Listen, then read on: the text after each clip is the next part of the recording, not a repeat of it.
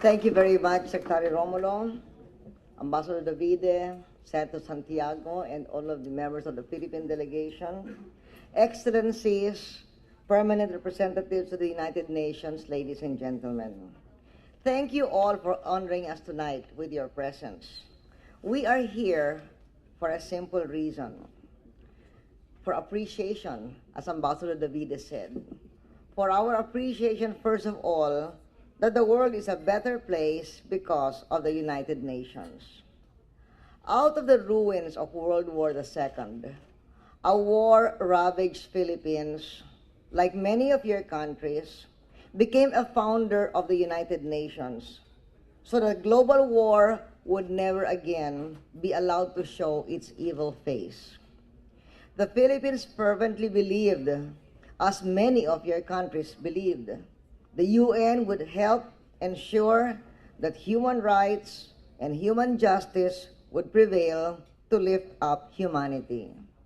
And indeed, since that time of its founding, the UN has helped to lift up humankind through its stewardship of human rights, the pursuit of peace, and efforts to eliminate poverty. Our efforts to eliminate poverty in the world are impacted today by the global rise in the price of food and fuel.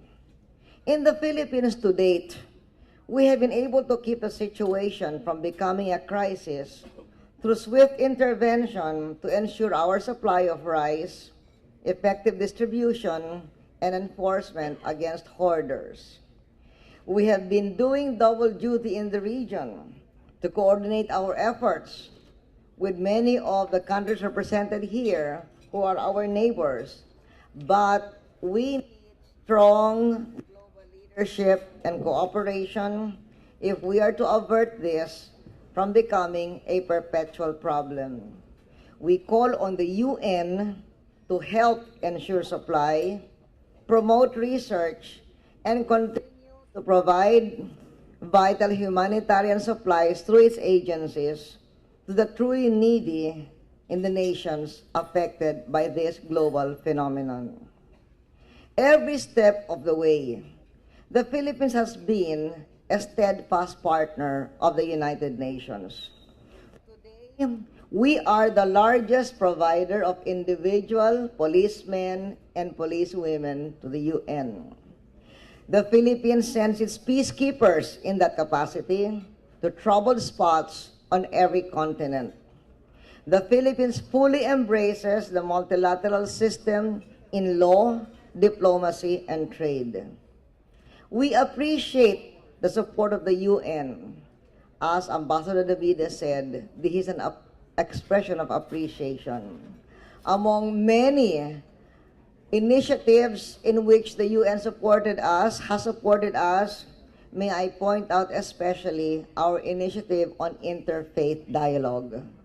Central to our process for peace in southern Philippines, where many of your countries have been of great assistance, is the need for religious and cultural understanding. The success we are having in Mindanao in southern Philippines is inspiring. We urge you all to visit and see for yourself the paradigm for peace we have built in the Philippines. In sum, the Philippines is truly a child of the values and aspirations of the United Nations. Every day, we work to lift up ourselves and the world, to serve humankind, and bring social justice, gender equality, and human dignity to our people and the world. And on our part, we would like to say that no one represents these values better than Philippine Senator Miriam Defensor Santiago. Please join me, Miriam.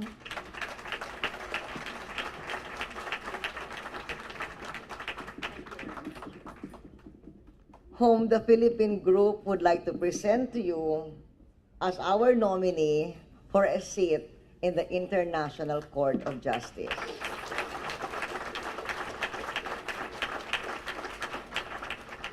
Senator Santiago is independent, tough-minded, and well-qualified. She would serve as an example of effective gender mainstreaming,